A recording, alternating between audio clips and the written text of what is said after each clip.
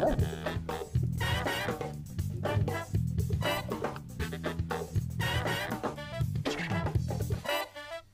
bonsoir à tous et bienvenue dans ce 8e numéro de la Fresh Tech. Et comme vous voyez, ce soir, on change encore de décor puisque cette fois-ci, on se retrouve en studio et je suis avec Christophe. Salut Bertrand. Ça fait plaisir de te retrouver sur la Fresh Tech. C'est vrai, ça fait un petit moment, quelques épisodes. Et bien oui, c'est toi qui avais fait les premiers avec moi et puis là, ce soir, on a trouvé le moyen pour pouvoir à nouveau pouvoir le présenter ensemble. Malgré toujours pareil, ce confinement qui nous embête un petit peu. Mais bon, on s'adapte, comme vous le voyez. Et ce soir, on a notre invité que vous allez pouvoir découvrir, hop, puisqu'on a Thomas qui est avec nous. Bonsoir Thomas. Yes, bonsoir à tous, salut tout le monde.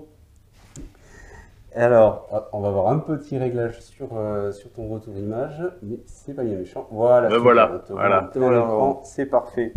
Donc Thomas qui est de la startup Yelda, donc écoute, merci beaucoup d'avoir accepté l'invitation et d'être présent avec nous ce soir. On va pouvoir passer un petit moment ensemble pour pouvoir découvrir ta société, ta startup, là où tu en es. Et comme toujours, en deuxième partie d'émission, on va pouvoir parler un petit peu actualité autour des startups.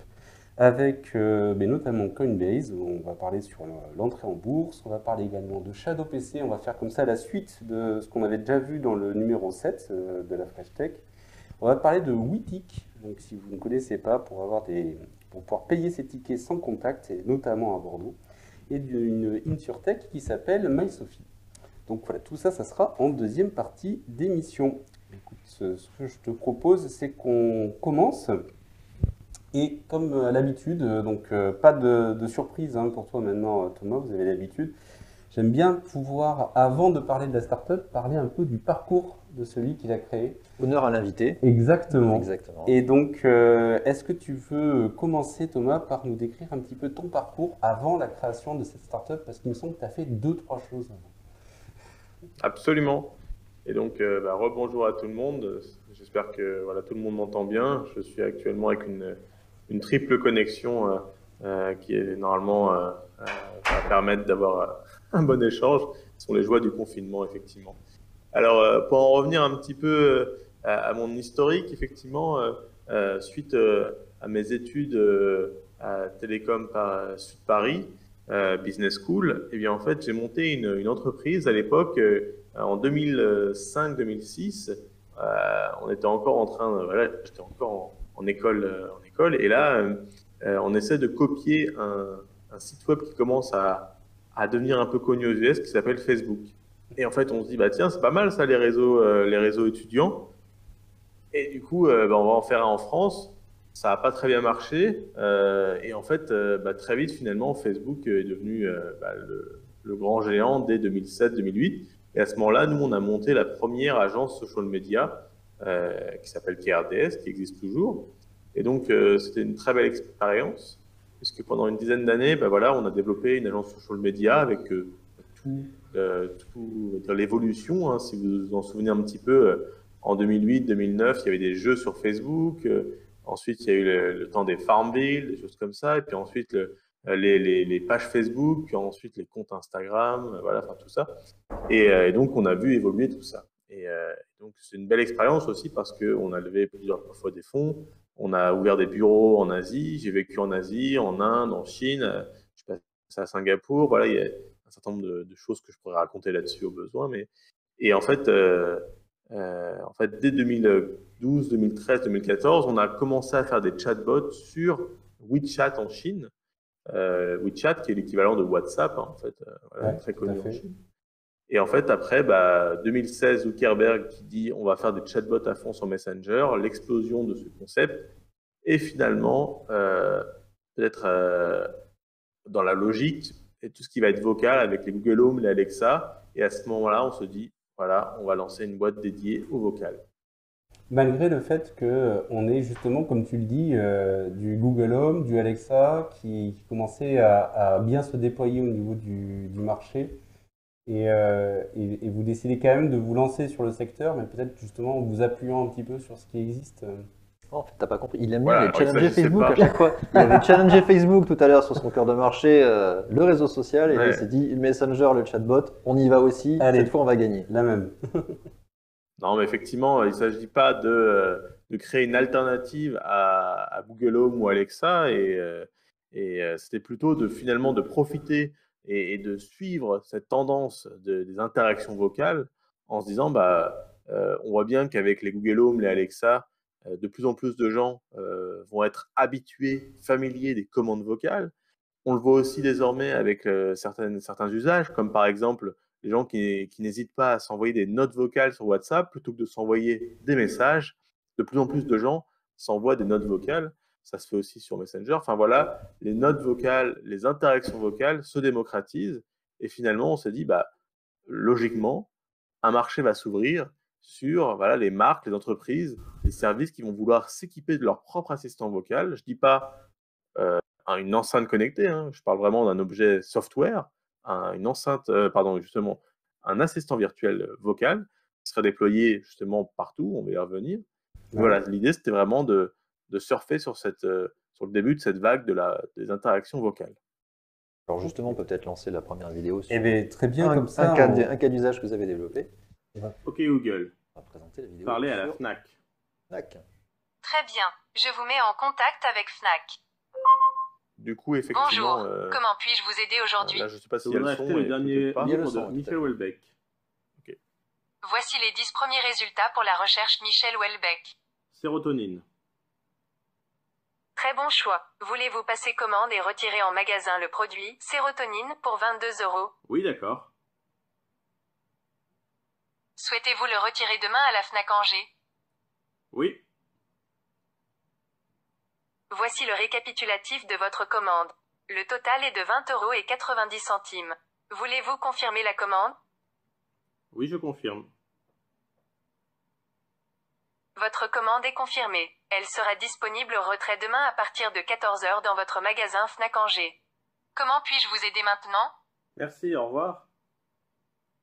À bientôt. Ok. Super. Donc, en fait, là, donc, votre travail et ce que vous proposez, c'est vraiment tout cet aspect interaction. Là, on l'a vu au sein de Google Assistant. Pourquoi on le fait là dans Google Assistant? Alors, il faut bien avoir en tête que Google Assistant, Google Home, Alexa, puis même à sa façon Siri, en fait, sont des plateformes vocales, presque on pourrait appeler ça des operating systems vocaux, sur lesquels on peut construire des applications tierces, en fait. C'est un peu similaire finalement aux App Store qu'on trouve sur les mobiles, mais là, effectivement, avec l'idée de la part de Google ou d'Amazon, finalement, de pouvoir dire aux marques, aux entreprises, aux services, vous pouvez construire sur ma plateforme. Et là, c'est ce qu'on a fait avec la FNAC, avec l'idée que, par exemple, on puisse dire à Google, je veux acheter un livre directement à la FNAC, sans passer par le site de la FNAC, mais bien en passant par Google. Et en fait, il faut bien comprendre que Google Assistant, à cet endroit-là, n'est qu'un passe-plat. On pose des questions à Google, Google les transfère à Yelda, et Yelda s'occupe de répondre au nom de la FNAC. D'accord. Et pour le coup, là, effectivement, dans les informations qui étaient affichées à côté sur la vidéo, il était marqué qu'il se souvenait, par exemple, enfin, l'assistant en tout cas, se souvient du lieu de livraison, par exemple, de la commande. Là, c'est le Google qui se souvient ou c'est votre surcouche, si tu me permets de l'appeler comme ça, avec votre application qui fait cette mémoire-là? Non, effectivement, il faut bien comprendre qu'à ce moment-là, Google n'est que le passe-plat, hein. Vraiment, il n'offre que la plateforme, l'interaction, et ensuite, c'est nous qui recevons la phrase brute et pure, hein. Je veux acheter le dernier album de Daft Punk. Je dois comprendre de cette phrase l'intention de l'utilisateur et ensuite aller chercher les réponses qui me vont bien, soit dans notre système, soit évidemment dans le SI de la FNAC, ici, dans le catalogue de la FNAC. D'accord. C'est nous qui gérons toute l'expérience. Google vous fournit du coup la plateforme d'interaction avec l'utilisateur et il vous fournit, donc ce que j'en entends de ta phrase, donc il ne vous fournit pas un niveau supplémentaire d'analyse au niveau de la phrase, c'est à vous après de faire tout le travail derrière de compréhension pour aller router vers la bonne réponse et orienter l'utilisateur. Il faut bien comprendre que là, quand Google te met en relation, c'est justement l'idée. Hein. Pour l'utilisateur final, on dit je veux parler à la Fnac. À ce moment-là, il y a un petit jingle et je suis en relation en tant qu'utilisateur avec la Fnac et je ne suis plus en train de parler avec Google. C'est exactement comme je passe par Google pour rechercher un site web, mais après Google disparaît. Là, c'est un peu l'idée. Hein. Il y a évidemment un appareil entre nous deux, mais finalement, l'entreprise reçoit la phrase brute et c'est à elle de se débrouiller avec ça. D'accord. Et c'est vrai que moi je pensais que c'était Google qui vous faisait la traduction sous format texte, par exemple, de la phrase pour pouvoir vous faciliter Ça, oui. ou sous un autre format, et que ce n'était pas forcément vous qui deviez implémenter tout le système de reconnaissance vocale. Donc ça vous laisse quand même une grosse partie du travail que je pensais qui était pré-mâché entre guillemets par Alors, alors oui, par non, Google. j'ai pas été assez précis. Ce qu'on appelle le speech to text, donc la transcription, est en effet fait par Google ici. Je ne reçois pas de fichier audio. Par contre, je reçois la phrase que Ah Google a d'accord. transcrite en texte. Et ensuite, moi, j'ai le choix. Je peux renvoyer du texte et me reposer sur la synthèse vocale de Google, ou je peux renvoyer du son si j'ai ma propre synthèse vocale. Ok. Ok. Ah Alors, ouais, très bien.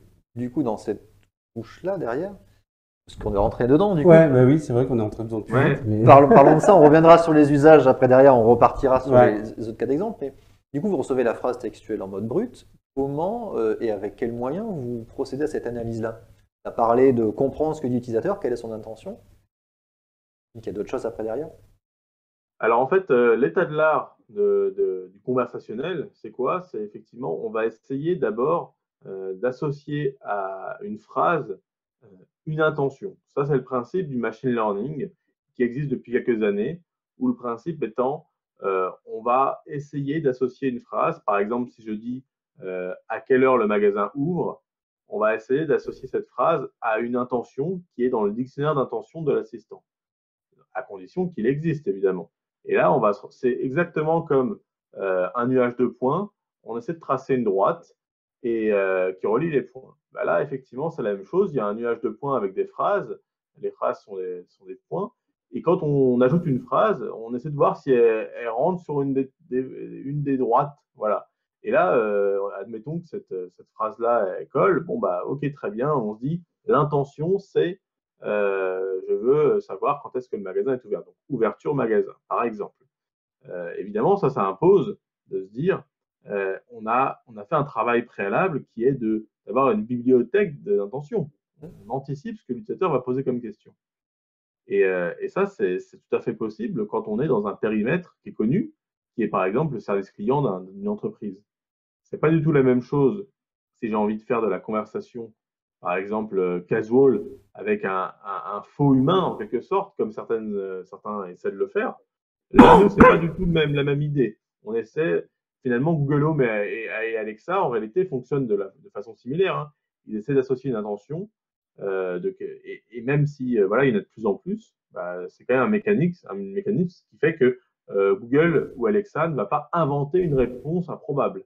Ils ne vont pas se baser sur des outils tels, on va en reparler, mais par exemple GTP3, GPT-3, finalement, ça peut inventer des réponses. Mais non, nous, on n'invente pas de réponse. Voilà. D'accord. Alors, Ça, c'est un des premiers points. le domaine dont tu parles, du coup, c'est le traitement automatique du langage naturel, le NLP. Oui, Et exactement. cette première phase, en fait, c'est vraiment la compréhension pour la classification. C'est vraiment essayer de comprendre certaines phrases et les mettre dans certains paniers par rapport à certaines réponses. Ça peut se faire comme tous les algorithmes effectivement de machine learning dont tu parles. À il y a beaucoup de données, donc ces données, ces phrases du coup type, ça fait partie du travail que vous fournissez dans la solution que vous proposez. J'imagine que cette construction de Ouais, dictionnaire, alors c'est ça, etc., c'est ça que vous préparez. la grande, aussi un des gros partis pris d'Yelda, c'est de dire, bah, en fait, si jamais tu prends un outil de machine learning tout vide, sans données, bah, effectivement, c'est bien, c'est comme une voiture, mais qui n'aurait pas d'essence.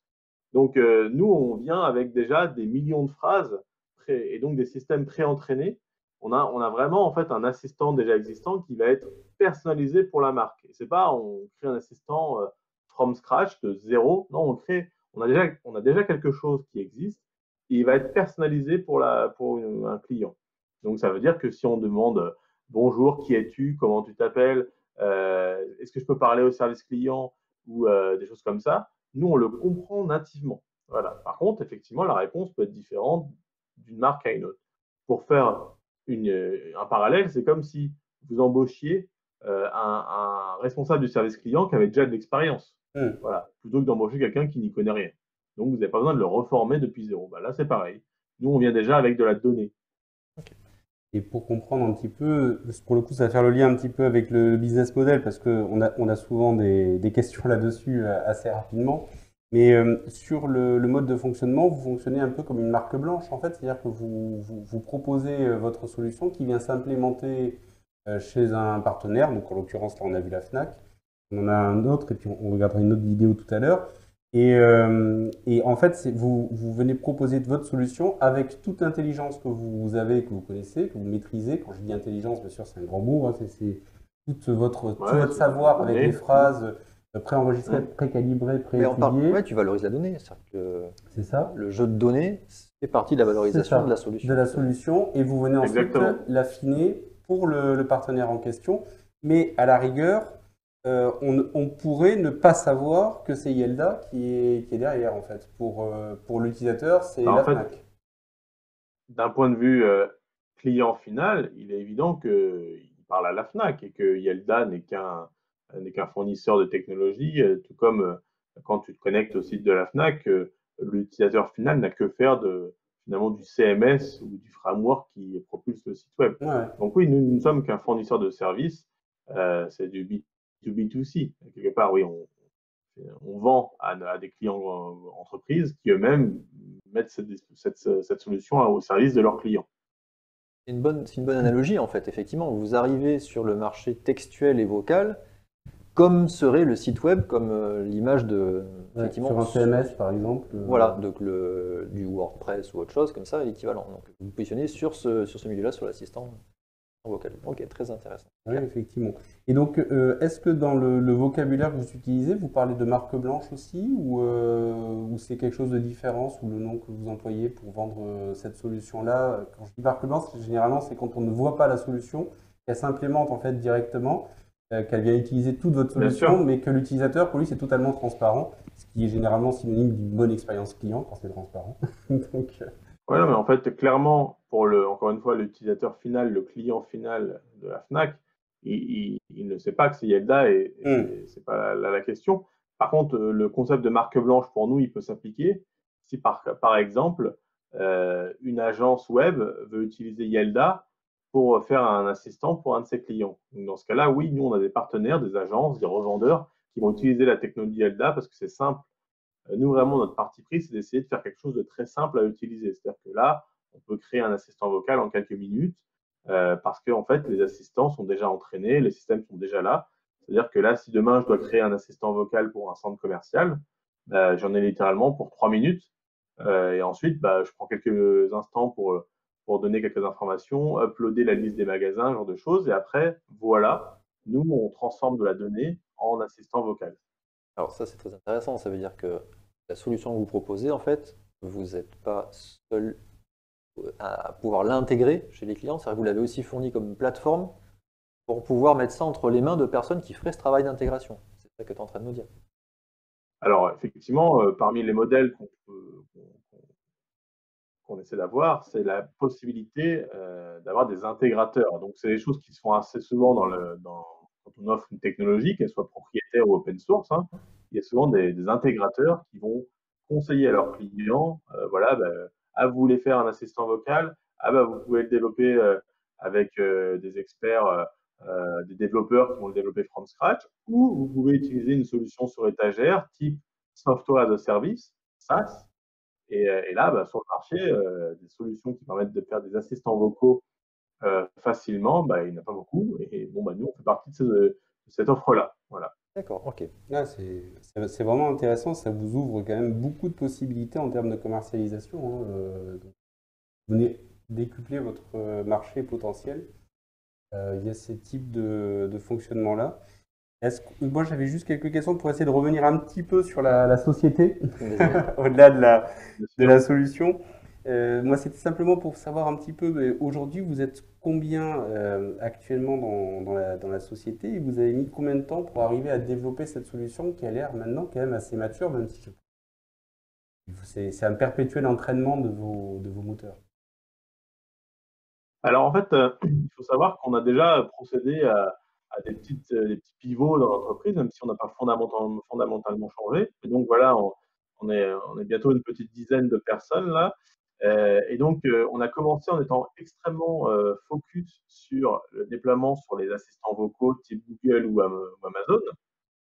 Et en fait, on s'est rendu compte que les usages liés à ça étaient encore relativement jeunes. Et donc, qui n'étaient pas encore très développés. Donc, on va pouvoir en reparler un petit peu, mais aujourd'hui, nous, on s'est rendu compte que la voix, finalement, était très utilisée sur deux canaux encore très importants, hein. D'une part, les sites web mobiles, notamment, et aussi desktop un petit peu. Et donc, je vais sur le site web d'une marque, il y a un micro, je peux poser une question à la voix. Voilà, c'est quelque chose où finalement, il y a de l'audience, il y a du trafic, donc c'est un endroit où on peut poser des questions. Et puis le canal vocal par excellence historique, le téléphone, donc dans lequel on peut déployer des solutions également. D'accord. Et donc, une dizaine de personnes, dans ce que j'ai compris, donc ça c'est intéressant. Et dans ce que j'avais entendu, vous étiez fondé en 2018, Oui, donc ça fait déjà 4 ans. Je dis déjà parce que, enfin 3 ans, pardon. Je suis dans le 3 ans. futur, Ouais. moi. Il était dans le futur. Ouais.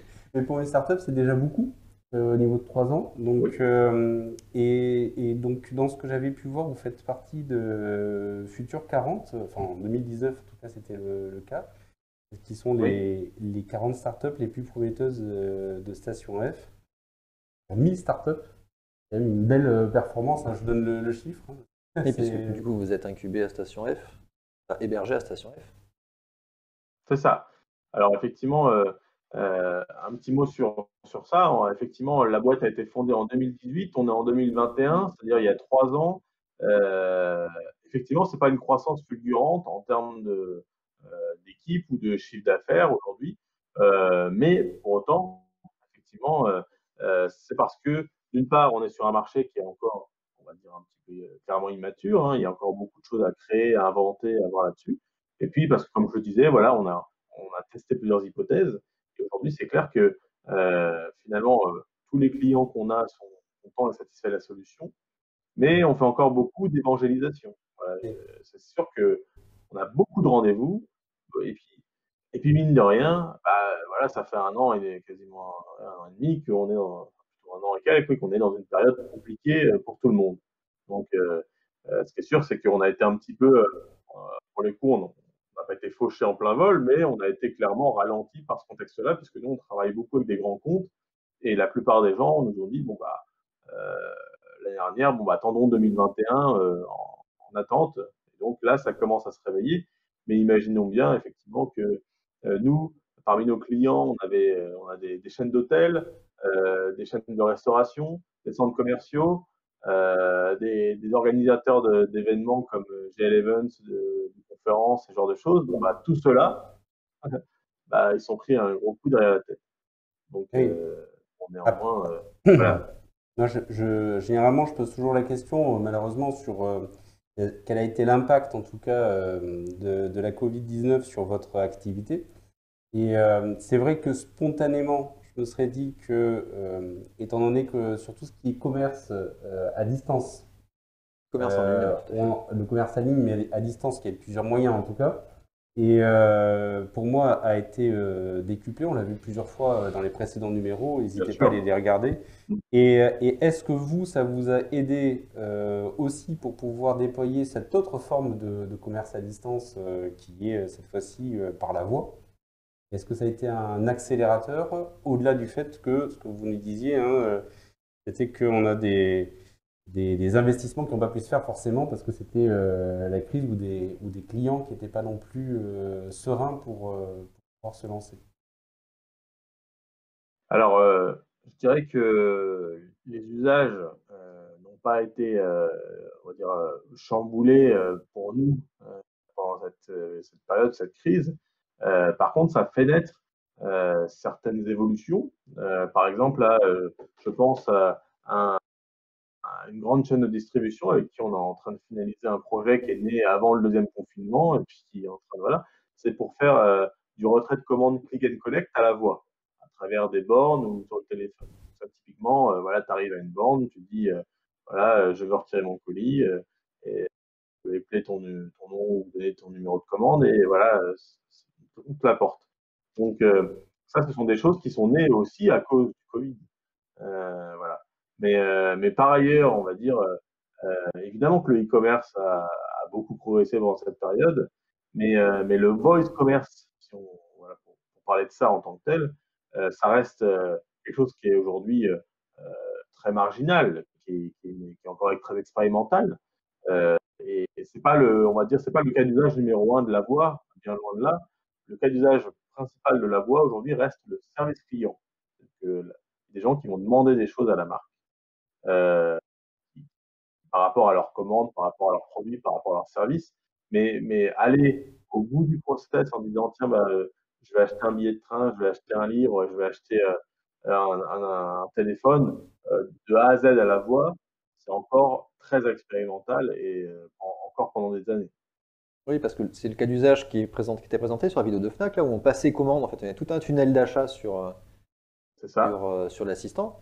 Et en fait, ce que tu me dis, c'est que le cas d'usage en fait, le plus utilisé, c'est après. C'est plutôt quand on vient post-vente, du coup en après-vente, pour... C'est ça, ouais. Soit après ou même avant. Là, le cas qu'on verra tout à l'heure de Pritel, c'est aussi pour les prospects, des gens qui veulent poser des questions pour savoir combien il y a de gigas dans mon forfait, ou quel est le forfait le moins cher, des choses comme ça.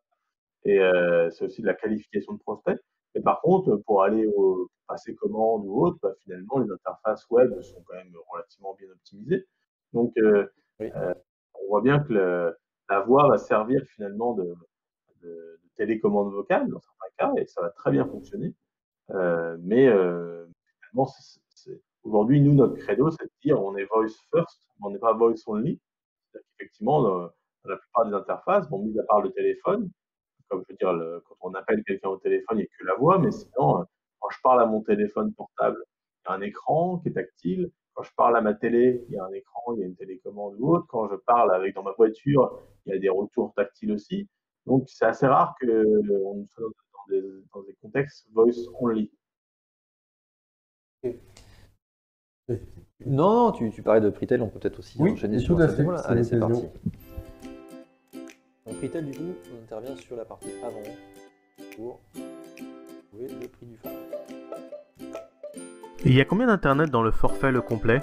Avec le forfait le complet en promotion, vous pourrez consommer jusqu'à 50 gigaoctets d'internet en France. Ok, et je peux avoir une carte SIM au format nano? La carte SIM Pritel est compatible avec tous les téléphones. Très bien. Et comme je suis chez Orange, comment je fais pour transférer mon numéro chez vous? Pour garder votre numéro chez Pritel, c'est simple. Tout est expliqué dans la fenêtre du chat.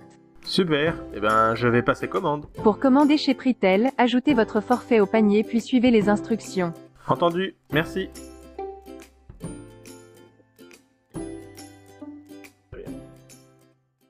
Donc là, on est vraiment sur l'avant-vente. On est limite même sur... et d'ailleurs, je crois qu'on en parle un peu plus loin, c'est sur une FAQ, en fait. Tiens, pardon. Ok, donc oui, là, on est sur des dispositifs qui peuvent s'apparenter à certains égards à de la FAQ dynamique, ce qu'on appelle, ou intelligente. C'est-à-dire que la différence, c'est que même si l'utilisateur pose une question d'une façon qui n'avait jamais été vue par le système va être capable de le rattacher à un élément de la base de connaissances et essayer de répondre. Et donc, ça permet effectivement de qualifier des demandes, notamment en avant-vente, quand voilà, on est dans ce cas-là dans un nouvel opérateur téléphonique très digital, 100% digital. Donc, ça fonctionne bien.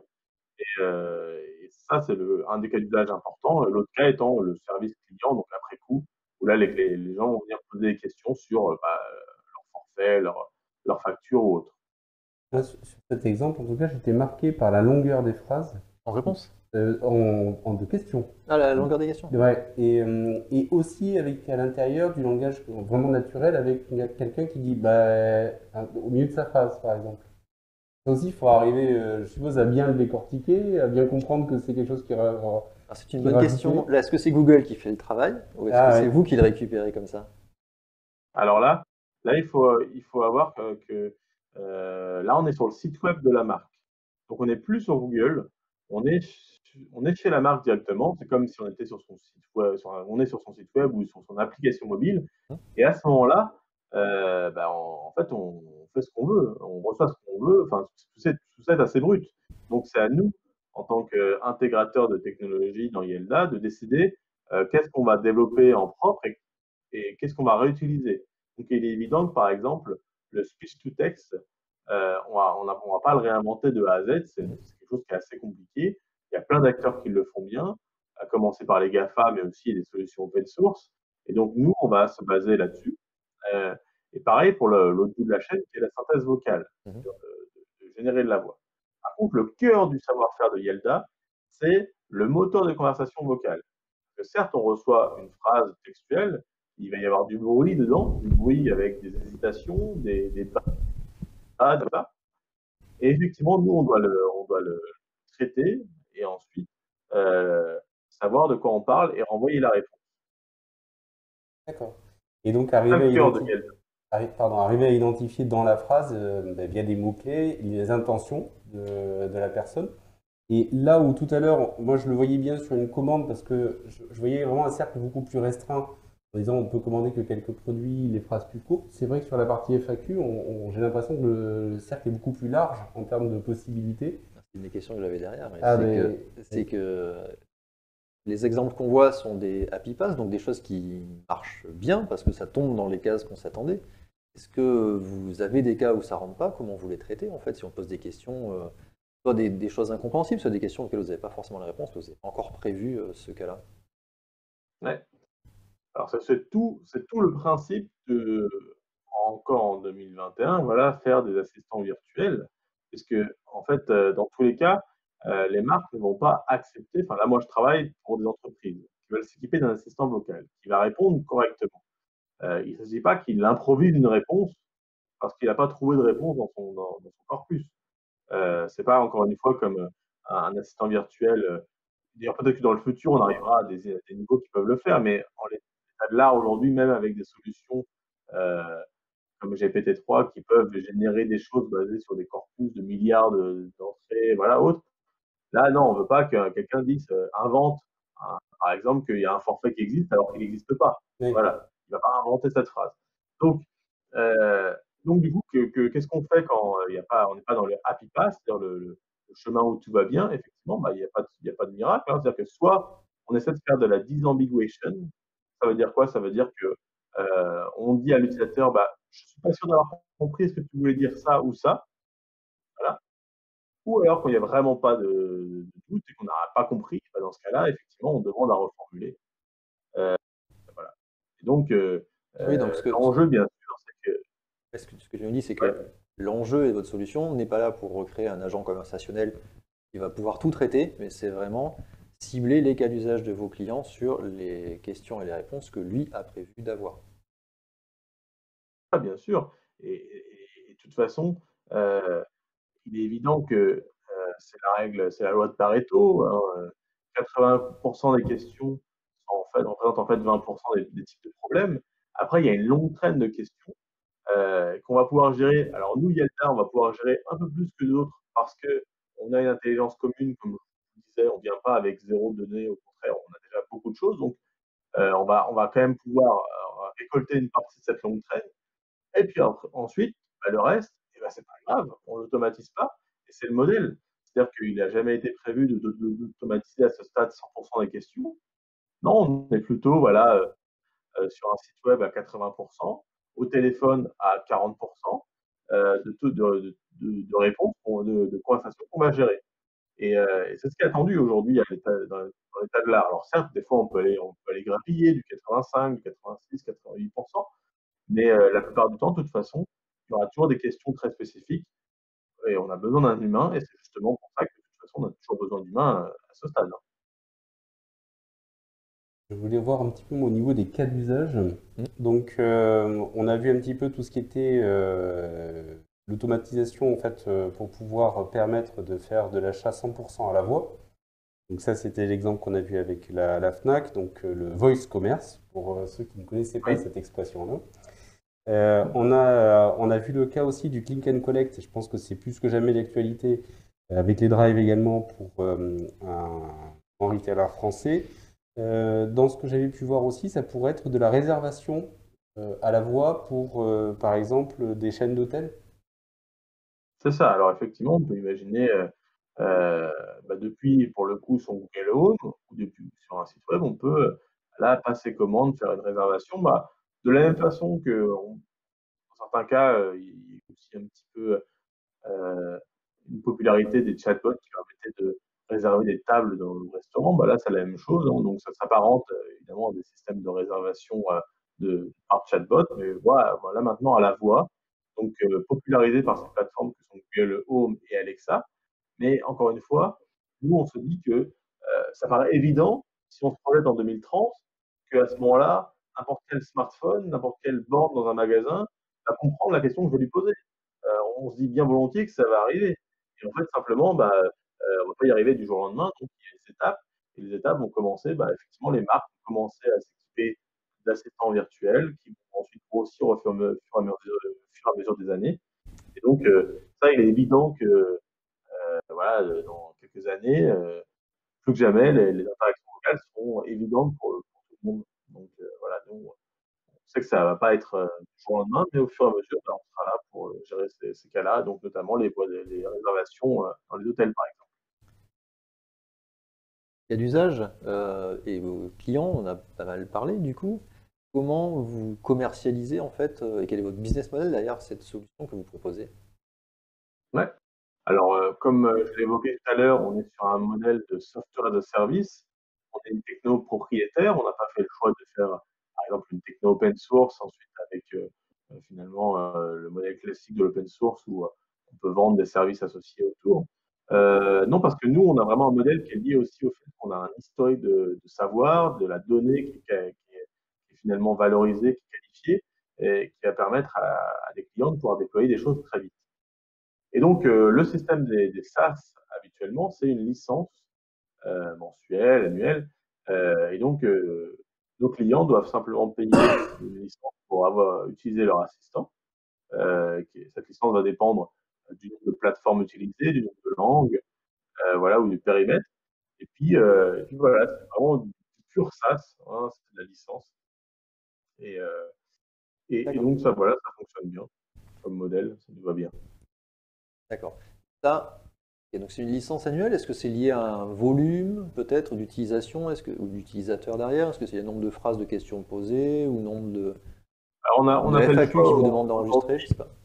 Alors, c'est vrai que c'est un grand sujet quand on est une startup SaaS de savoir comment calibrer son pricing.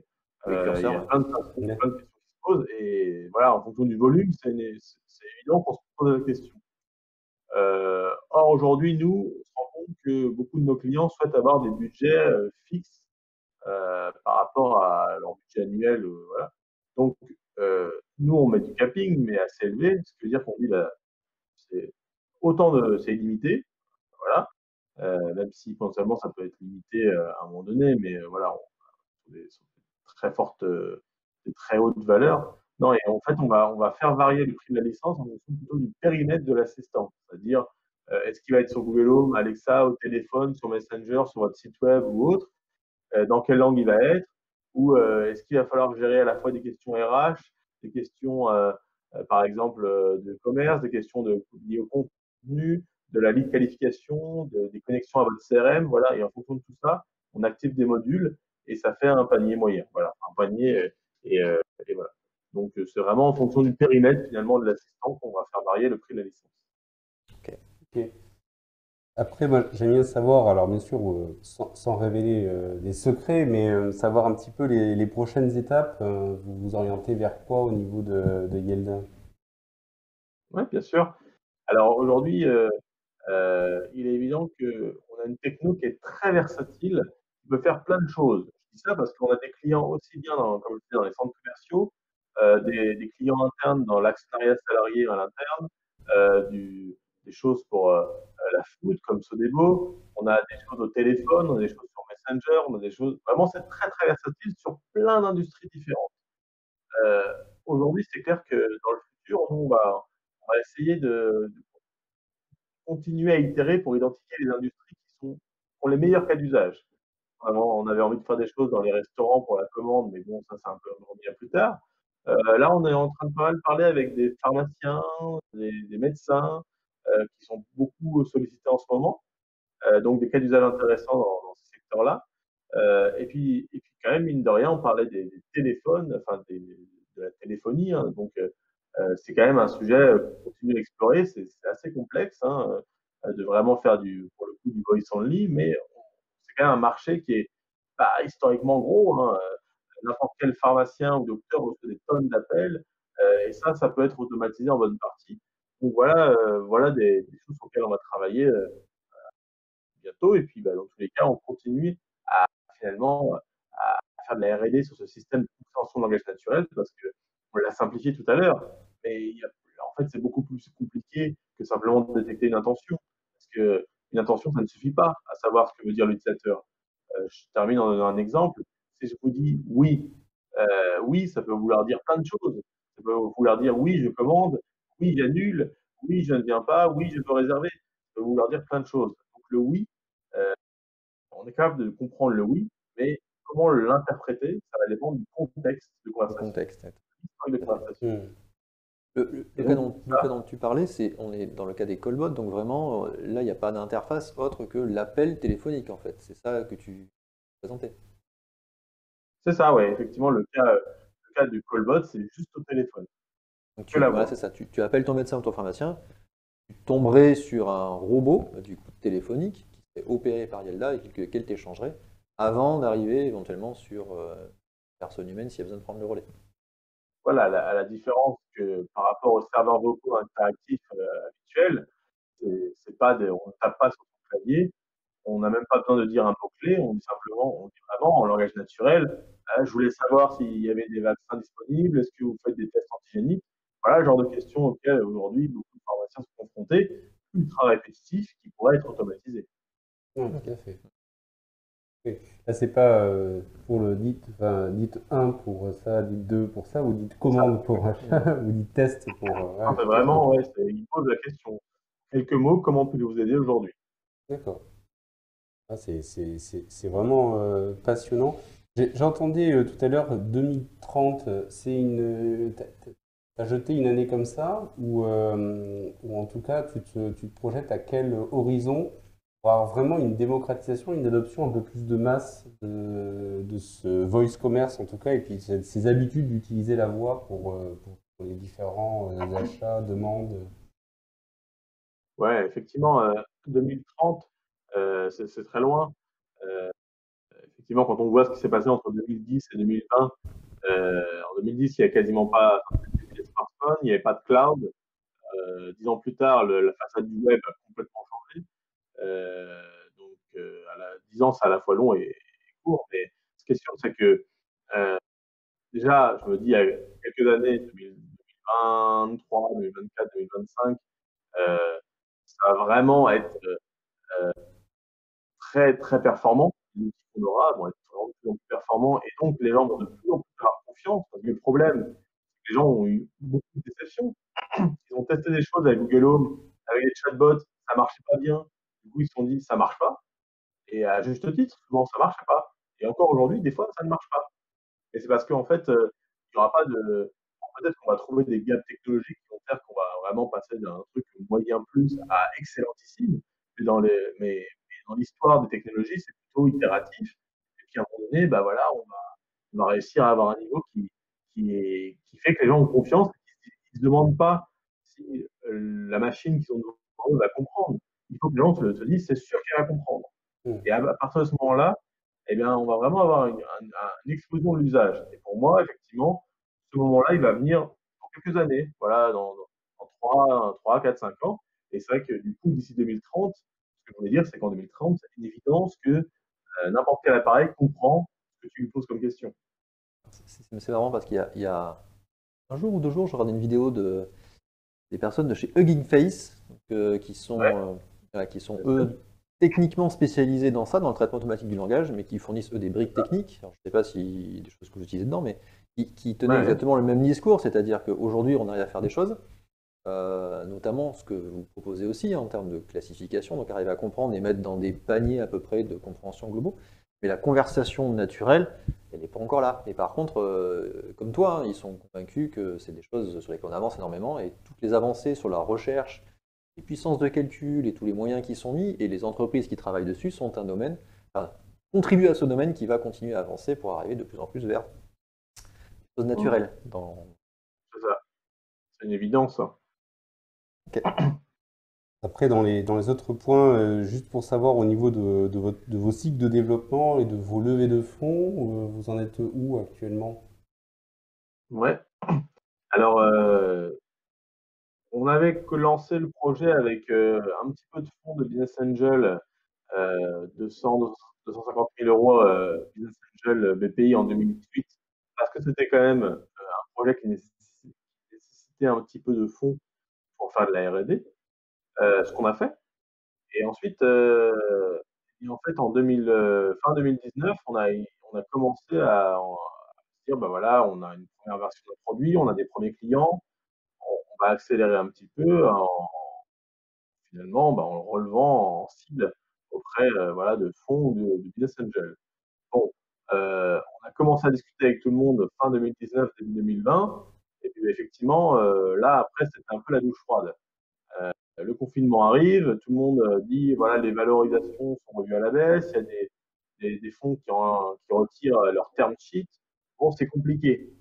Et à ce moment-là, effectivement, heureusement, on avait initié des discussions avec des groupements de business angels, comme Paris Business Angel, Femmes Business Angel ou Arts et Métiers Business Angel, qui ont chacun, finalement, n'ont pas lâché l'affaire. Et en fait, on a poursuivi nos discussions avec eux et on a fait des plénières sur Zoom devant des dizaines de personnes qui chacun allait mettre un ticket. Enfin, voilà. Et au final, on a closé voilà, notre deuxième levée de fonds. C'est des petites levées, entre guillemets. Hein. Là, on parle de 500 000 euros. Mais voilà, en plein confinement. Donc, en pleine année Covid. Donc, évidemment, avec la forte croyance que dans le monde d'après, entre guillemets, la voie, plus que jamais, aurait voilà, partie à faire. Donc, c'est sur quoi on parie aussi, avec, pour le coup, quand même voilà, un business qui est prometteur, mais qui va venir, voilà, les années à venir. Donc, là, nous, aujourd'hui, on se dit, on continue à itérer sur des différentes hypothèses business. Pour le moment, beaucoup en France, hein, même si on a quelques clients à l'étranger. Et donc, avec l'idée de relever des fonds peut-être d'ici un an et demi, mais pour le moment, voilà, d'être relativement prudent. Voilà, l'heure est quand même à la prudence. On n'est pas en train d'exploser tous les compteurs. On a une croissance continue mais lente. Donc voilà, on est raisonnable, on est prudent, même si voilà, on dit que voilà, dès l'année prochaine, on sera à l'équilibre. À ce moment-là, peut-être bien que voilà, on mettra un coup d'accélérateur et qu'on se lever. D'accord. Ok, mais c'est clair pour moi. Je regarde également dans le chat, on a posé des questions au fur et à mesure parce qu'on en a eu plusieurs. Oui, je peux en prendre quelques-unes. Donc, deux choses. Du coup, la techno que vous avez proposée donc, en mode SaaS, donc j'imagine qu'il y a beaucoup de choses que vous hébergez chez vous, évidemment, ou que vous hébergez quelque part. Est-ce que c'est des choses que vous mettez chez les clients ou tout est vraiment hébergé chez vous? Enfin, ou c'est vous en tout cas qui proposez cet hébergement? Ouais, c'est un enjeu principal aujourd'hui pour beaucoup de grands comptes de savoir qu'est-ce qu'on fait de ces données, où sont hébergées, comment on travaille avec les SaaS. Et donc, selon le caractère critique du service proposé par l'entreprise, des entreprises, des grands comptes vont dire moi, je veux que ce soit hébergé chez moi, et d'autres vont dire OK pour que ce soit hébergé sur le cloud, avec des fois des choses un petit peu hybrides. Aujourd'hui, Yelda fait principalement du SaaS hébergé sur Clever Cloud, finalement, voilà, sur les clouds qu'on gère nous, ou dans des rares cas, typiquement dans la banque, dans le secteur, il nous arrive de faire des choses on-premise, c'est-à-dire avec héberger les données chez le client. Ok, très bien, c'est clair. Il y en avait une autre question du coup, mais que tu avais un peu abordé quand même, c'est que est-ce que du coup, actuellement, vous avez des solutions mises en place sur ce qui va être rendez-vous médicaux, puisque tu parles effectivement des hôtels ou des restaurants qui effectivement en ce moment sont un peu fermés. Est-ce que Oui. ce marché-là, c'est un marché que vous explorez parce qu'il est en explosion en ce moment? Oui. Vous m'entendez là, c'est bon? Oui, c'est bon, toujours t'entends. très bien. Alors, le marché médical, c'est un très beau marché, il y a beaucoup de choses à faire et on a plusieurs cas d'usage qui s'y prêtent et pas forcément les plus évidents, enfin, dans le sens où, par exemple, là, on travaille avec une entreprise pharmaceutique, pour un système qui va rappeler automatiquement, quelqu'un qui est équipé, par exemple, bah, d'un, comment on appelle ça? Enfin, par exemple, un pacemaker ou ce genre de choses, voilà, Ok. de la part de l'entreprise, qui va venir faire des sondages régulièrement en disant: «Bah, comment ça se passe aujourd'hui? Comment vous vous sentez?» Ça peut être des personnes plus âgées. Elles reçoivent un coup de fil, c'est un robot qui parle, mais voilà, il dit: «Bah, aujourd'hui, je veux savoir, est-ce que vous vous sentez essoufflé? Est-ce que vous vous sentez bien? Oui, non?» voilà. Ils collectent de la donnée comme ça et alors que parce qu'ils se sont rendus compte que, quand ils envoyaient des sondages, même par SMS ou autre, bah, les gens ne répondaient pas, alors qu'au téléphone, voilà, ça peut être auprès d'une population, ça peut être quand même plus efficace. Donc typiquement, on travaille sur des cas d'usage qui n'étaient pas attendus. Mmh. Mais voilà, typiquement, des choses comme ça, de la collecte de données, peut être, très utile, même dans le secteur médical. Et puis évidemment, je passe aussi sur, les cas qui sont assez classiques et communs, mais qui s'appliquent très bien au secteur médical, qui sont la prise de rendez-vous, la modification de rendez-vous, voilà, ce genre de choses, évidemment, c'est des sujets sur lesquels on travaille. Ok, Ok. très clair. J'avais pas d'autres questions dans la chat room. Écoute, On a fini? parfait. Très bien. Ouais. Est-ce que tu avais d'autres points, Thomas, que tu voulais aborder avec nous? Non, mais simplement dire que, on est dans une période, un peu compliquée, pour un certain nombre d'entreprises. Il y a quelques grands gagnants du covid, tant mieux pour eux, et même des boîtes comme nous qui sont censées être, voilà, plutôt, on va dire, favorisées à certains égards par, le contexte actuel, puisque, voilà, on parle de choses virtuelles, de virtualiser des interactions et autres. Bah, vraiment la réalité, c'est qu'on s'est rendu compte que beaucoup d'entreprises étaient quand même attentistes et donc on parle beaucoup avec d'autres personnes, d'autres startups de Station F, hein, qui est un bel hébergeur de startups, hein. C'est pas un incubateur comme on l'a dit effectivement, hein, c'est un campus de startups, mais c'est très bien. On adore Station F, nous, c'est un très bel endroit qu'on aime bien. Mais du coup, eh bien, l'heure est quand même voilà, à la prudence et à la rationalité dans ses dépenses, dans ses approches. Voilà, il faut être ambitieux, mais il faut être aussi raisonnable. Donc c'est tout la difficulté, de l'entrepreneur actuellement de faire des paris, d'avoir une visibilité, alors que, enfin, on va dire, à l'été 2020, tout le monde était quand même serein, on se disait que ça allait aller et puis là maintenant, on nous dit que finalement le retour à la normale, c'est mi-2022, hein. Donc bon, Oui, voilà, c'est quand même la prise de risque drôle qui est quand d'époque, quoi. même pardon, Mmh. la prise de risque qui est quand même le cœur de la start-up en fait, hein. À la fois pour vous, parce qu'effectivement vous Mmh. explorez des pistes nouvelles, et à la fois pour les investisseurs. Ça s'est beaucoup calmé, on est bien d'accord, effectivement. C'est plus dans la rationalité, on est plus tempéré et les échéances se rallongent. Tout à fait. Voilà, c'est ça. Tu pas Si le on seul à pouvait nous le conclure dire, là-dessus. effectivement. C'est ça, tout le monde est aligné sur ces constats-là. Malheureusement, Exactement. ouais. Mmh. Ok. Bien. Bah, ça... Eh bien, aux news, merci beaucoup Thomas. Et puis si tu veux, Yes. si tu as envie d'intervenir pour une news, n'hésite pas, ça sera avec On plaisir. se remet en grand, si tu veux intervenir, je te remets Voilà, directement on avec t'entend nous. toujours. Alors, les news du mois, en bref, et je vous en ai parlé tout à l'heure en tout début d'émission. Première news qui a attiré en tout cas mon attention, c'était la startup Coinbase qui a été créée quand même il y a moins de 10 ans, donc 2012, Mm. avec sur une plateforme sur laquelle on peut acheter, vendre de la crypto-monnaie et qui fait son entrée en bourse à Wall Street, qu'il a faite hier. Je vous montre un C'est un petit comble peu, quand même. Une boîte qui fait de la crypto, qui va rentrer en bourse sur le C'est marché ça. avec Mais les, les c'est- finances classiques. c'est toute la beauté en fait, et qui a été valorisée, alors tenez-vous bien, 100 milliards de dollars. Bon, moi je me le représente pas, hein. Ah, Donc, c'est quoi, c'est 1000 bitcoins, un truc comme ça? donc c'est vraiment le symbole d'un monde, hein, où la monnaie est en train de basculer, et ça fait le lien avec ce que tu disais, hein, puisqu'on part de véritable monnaie vers une monnaie électronique, et purement électronique. Et donc c'est une plateforme sur laquelle on peut acheter et vendre des crypto-monnaies, des bitcoins, mais aussi bien sûr d'autres centaines de crypto-monnaies, hein. Donc c'est pas que du bitcoin, même si ça s'appelle Coinbase, on pourrait croire, mais non, non, pas du tout. Il y a Bah, des tout Ethereum, types, on voit hein. d'autres trucs. Ouais. Exactement. tout ce qui est cryptocurrency, en fait, globalement. Voilà, donc je vous montre un petit peu l'exemple de l'application. Alors, pourquoi est-ce que ça a bien marché? C'est une application qui est extrêmement simple d'usage, qui a vraiment su démocratiser et faciliter l'accès. Et encore une fois, la partie UX, c'est la partie essentielle. Même si le sujet est complexe, à partir du moment où il est présenté de manière simple et assez intuitive, eh bien, ça trouve un public. Et là, ça a touché un grand nombre de publics, puisqu'elle compte maintenant 60 millions d'utilisateurs dans le monde. C'est quand même énorme, Wow. si on regarde. Ensuite, elle se veut aussi très sûre. Donc, la sécurité, forcément, c'est l'obsession de son fondateur, qui est Brian Armstrong, qui a 38 ans et qui est un ancien d'Airbnb qui s'occupait déjà de la sécurité des paiements là-bas. Bon, un petit bagage dans le secteur en tout cas, ce qui est là pour rassurer un peu tout le monde. Donc aujourd'hui, c'est 1250 personnes quand même. Coinbase, c'est pas rien. Et juste pour vous donner un petit ordre de comparaison, ça ne veut pas dire grand-chose, mais c'est juste des batailles de chiffres.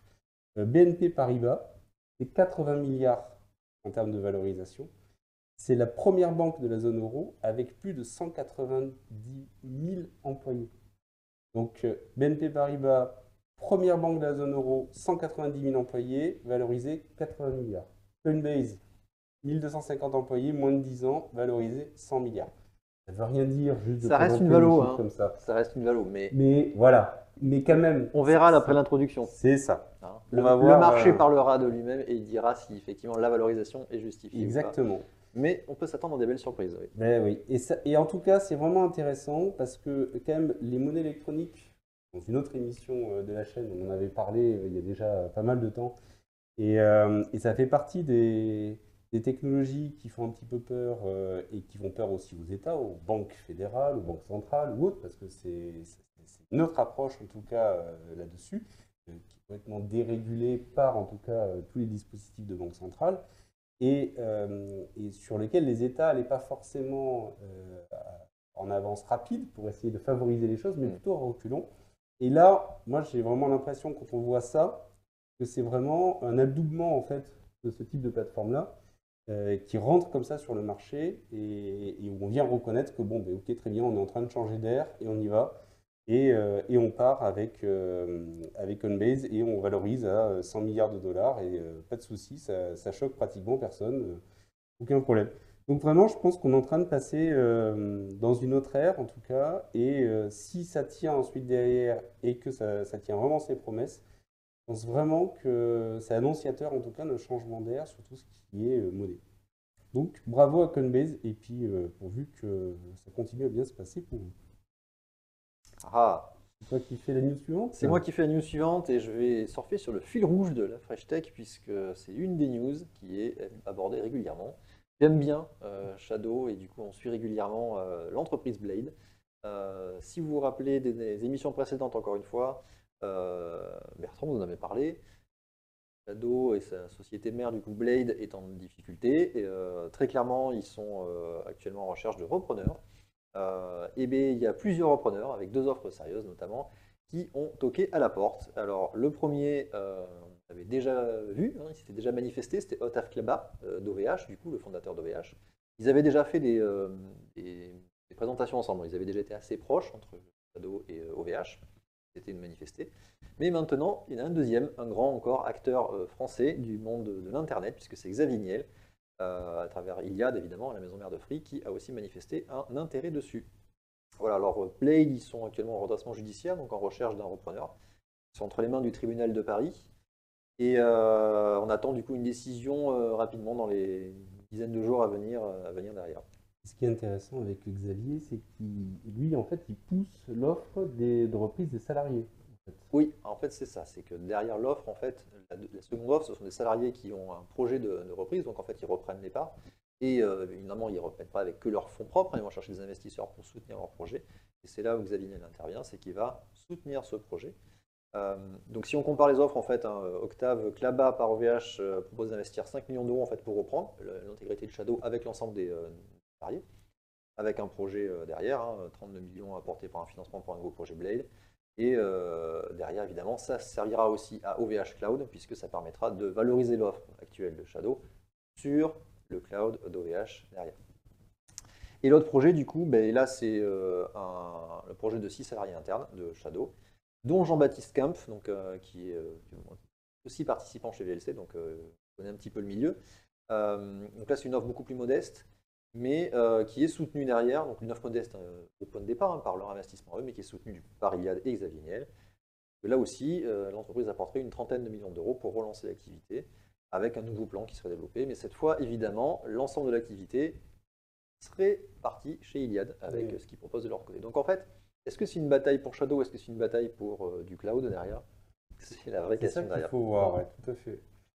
Ce qu'on peut juste se dire, c'est que à travers toutes les interviews qu'on entend, quoi qu'il se passe, à chaque fois dans les scénarios, l'offre Boost, qui est vraiment l'offre la moins chère, augmente. Donc malheureusement, je douche un peu les espoirs de ceux qui croient que ça pourrait rester en l'état. Ce sera malheureusement vraisemblablement pas le cas. Et juste à voir après si c'est Octave Tabas qui maintiendra tout le service ou est-ce qu'il intègre ça chez OVH, comme tu le disais. Si c'est Iliad, est-ce que ça arriverait au sein de la Freebox Oui, c'est ça. C'est-à-dire que la proposition commerciale derrière, elle peut varier du tout au tout. Sur une Freebox, évidemment, ça fait encore plus de sens. Une Freebox révolution ultime avec ça intégré dedans, ça peut être complètement... ça peut game changing, on peut dire. En plus, c'est du... c'est du gaming, donc c'est parfait.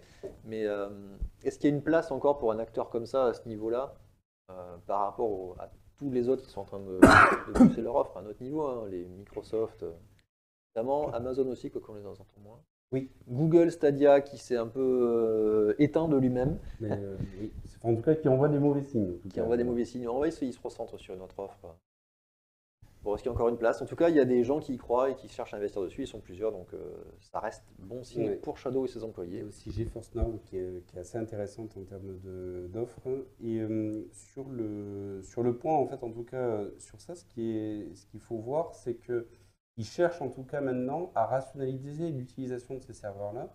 Il faut savoir, c'est que les serveurs sont sursollicités en fin de journée et je pense entre midi et 2, mais le reste du temps, ils sont extrêmement peu sollicités puisque les gens travaillent. Et donc, dans les pistes en tout cas qu'ils ont, ils chercheraient à proposer des modèles où ils viendraient proposer du temps de serveur via d'autres modèles que juste des particuliers, par exemple, sur ces machines-là, sur les heures de travail. Et typiquement, pourquoi pas fournir des parcs informatiques un petit peu à la demande via des Shadow.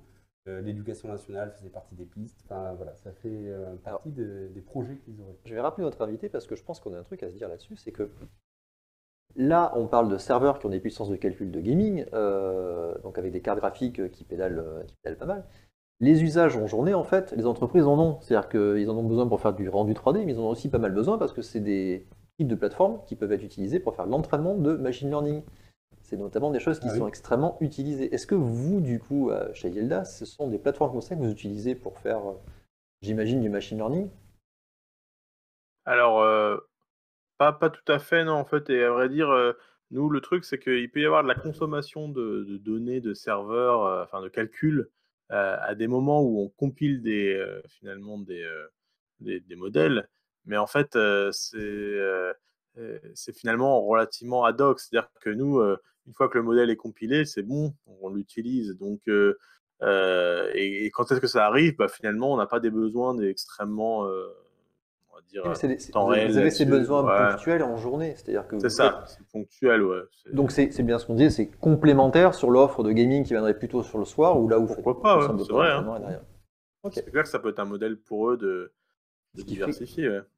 Complètement du sens pour un fournisseur de ressources cloud, du coup de valoriser sa ressource le plus longtemps possible, le plus souvent possible. Quitte à avoir acheté les machines, autant qu'elles servent, en tout cas, et qu'ils puissent les vendre même plusieurs fois. Exactement, merci Thomas pour cette Et juste peut-être pour compléter, s'il y en a qui veulent rentrer un petit peu plus dans le détail, il y a une excellente vidéo de Nicode qui est sur le sujet qui s'appelle Shadow est mort ? Avec une enquête.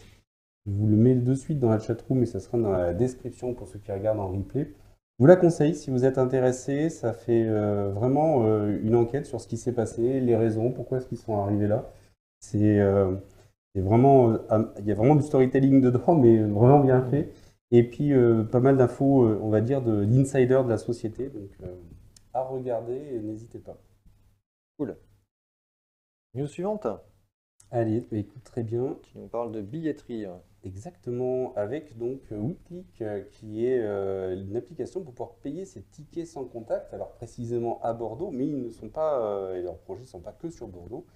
Donc c'est une application de paiement, je vous montre une illustration en tout cas ici, et c'est une application de paiement portable donc, qui représente maintenant entre 20 et 25% des ventes de titres sur le réseau de transport TBM. C'est vraiment pas rien. Et pourtant, c'est une application qui a été lancée qu'en 2019 et elle est réservée au réseau de transport de Bordeaux Métropole. Donc, ce qui est intéressant, c'est que ça a été créé par 3 étudiants bordelais de l'Epitech et qu'elles viennent de franchir la barre maintenant des 200 000 utilisateurs sur le réseau de transport de Bordeaux uniquement, donc Bordeaux Métropole, Ouais. bien sûr. À l'échelle d'une ville, c'est quand même pas mal. Hein. C'est énorme. Ouais, Enfin, carrément. 20 à 25% des titres de vente. Enfin, je redonne quand même le chiffre. Tellement pénible, les tickets de tram à prendre sur les bandes, t'en as pas, tu les dire perds. on part de très loin, hein, Voilà. il n'y a rien. Hein, C'était à donc, l'ancienne. voilà. Mais d'accord. Donc il y a une levée de fonds d'1,3 million d'euros. Et donc ils espèrent se développer dans une dizaine de réseaux et améliorer comme ça les différentes fonctionnalités. Qu'est-ce qui est si intéressant avec cette application-là et pourquoi est-ce que je vous en parle aussi? C'est parce que l'approche est un petit peu différente. C'est que généralement, tout ce qui est paiement propose du paiement via du NFC. Donc NFC, c'est je viens prendre mon téléphone, je vais le coller contre une borne et ça va réaliser un échange et ça va venir valider une transaction. Et par contre, ça nécessite d'avoir des téléphones qui permettent de faire du NFC. Pas de souci sur la partie Android. Gros blocage au niveau des iPhones, puisqu'il faut mener des tractations avec Apple et sans forcément arriver à aboutir. Oui, parce que l'usage du NFC n'est pas ouvert à autre chose que le paiement par carte bancaire, Exactement. en fait, actuellement, et encore même par Apple Pay. Par Apple Pay, voilà. Uniquement. Donc, Oui. tout à fait. Et donc là, leur approche qui est très intéressante, c'est qu'ils proposent en fait un paiement via Bluetooth. Et donc il faut savoir que ça existe et ça permet comme ça de pouvoir payer et donc de pouvoir payer via son iPhone, là où on ne peut pas le faire avec du NFC. Donc vraiment très intéressant parce que de là faire bouger Apple sur ce mode de fonctionnement-là, je pense qu'on n'y est pas encore en tout cas. Donc autant partir sur une autre solution technologique, le Bluetooth. Et là, ce qu'ils cherchent à faire pour la suite, eh bien, c'est de dire, mais maintenant, vous rentrez directement et vous n'avez même pas besoin de sortir le téléphone de votre poche et ça vient automatiquement valider. Ouais, c'est plus tu badges en montant, c'est automatique. C'est automatique. On monte, ça badge et surtout, et c'est ça qui est intéressant, c'est que quand vous descendez ensuite, lorsque par exemple vous êtes dans le tram, vous descendez du tram et il détecte aussi quand est-ce que vous descendez. Or ça, c'est une donnée qu'ils n'ont pas. Ils ont les données en fait sur les personnes qui rentrent, mais ils n'ont pas les données sur les personnes qui sortent. Du coup, ils peuvent savoir qui monte où, à quel endroit, à quel moment ils descendent, etc. Et exactement, faire pour une gestion de l'optimisation trafic de flux. Et voilà, tout à fait. C'est génial. Et ça, par contre, pour ceux qui gèrent les réseaux, c'est une donnée qui est extrêmement intéressante. Donc la traçabilité également sur la sortie au niveau du tram est très intéressante et intéresse beaucoup les sociétés qui exploitent et qui gèrent comme ça ces réseaux pour pouvoir affiner. Donc vraiment, chapeau à cette start-up-là et qui a quand même réalisé un chiffre d'affaires de 150 000 euros en 2020. Donc pour une société qui est née en 2019, eh bien, chapeau et bravo à eux. Cool. News suivante, et on part sur de l'InsurTech cette fois-ci, avec MySophie qui lève 1,1 million d'euros. Donc c'est une application qui réunit un ensemble de services dans le secteur de la santé. Donc ça vient centraliser et suivre les dépenses, les remboursements des utilisateurs, des proches, les téléconsultations, la possibilité de commander des médicaments. Donc on est vraiment sur la partie santé. Et donc là, le but, c'est d'arriver à doubler le nombre d'utilisateurs, puisqu'il est de 90 000 actuellement, et de lancer un nouvel outil de diagnostic pour optimiser tout ce qui est gestion de soins. Donc elle vient de boucler donc, une seconde levée de fonds, comme on le disait, d'1,1 million d'euros. Et c'est la seconde, puisqu'ils avaient déjà réussi à lever 600 000 euros en 2019. Donc ce qu'il faut voir, c'est qu'ils ont réussi à faire des partenariats avec des complémentaires de santé, donc avec plus de 200 complémentaires, c'est pas rien. Et ça inclut une dizaine de régimes différents de sécurité sociale. Donc franchement, c'est vraiment bien vu. Et c'est une application qui est commercialisée par 5 assureurs actuellement, hein, marque blanche et sous forme d'API et d'agrégation de comptes. Donc vraiment intéressant pour arriver à tout regrouper comme ça. Aujourd'hui, c'est juste 14 collaborateurs. Donc c'est sur Bordeaux et sur Marseille. Par contre, ils ne communiquent pas sur leur chiffre d'affaires. C'est un lancement, ils ont depuis 2019, donc voilà, ils sont en train de se développer progressivement en tout cas. Donc, à suivre. À suivre, exactement. Et je trouvais intéressant en tout cas de leur faire. Peut-être un prochain invité. Et pourquoi pas, effectivement. Et on arrive à la fin de notre 8e numéro de la Fresh Tech. Donc, merci à tous pour nous avoir suivis. Je voulais quand même juste vous préciser sur la partie Fresh Tech, on a une nouveauté depuis maintenant quelques jours. On a maintenant la Fresh Tech qui est disponible en podcast. Donc, n'hésitez pas à venir nous rejoindre sur votre podcast préféré puisqu'on est presque partout. Donc, on est sur Apple, sur Spotify. On est également sur Podcast Addict pour la version Android. Je vous ai mis tous les liens dans la chatroom et dans la description. Donc n'hésitez pas à venir vous abonner pour pouvoir nous suivre comme ça sur vos plateformes préférées. Écoutez, je vais vous dire maintenant à dans un mois pour le prochain numéro de la Fresh Tech. Et je vais vous souhaiter une bonne soirée. Merci Christophe. Merci. On remercie notre invité. Et merci Thomas. Merci Thomas. Bonne fin de soirée. Ça roule. Salut. Merci à tout le monde.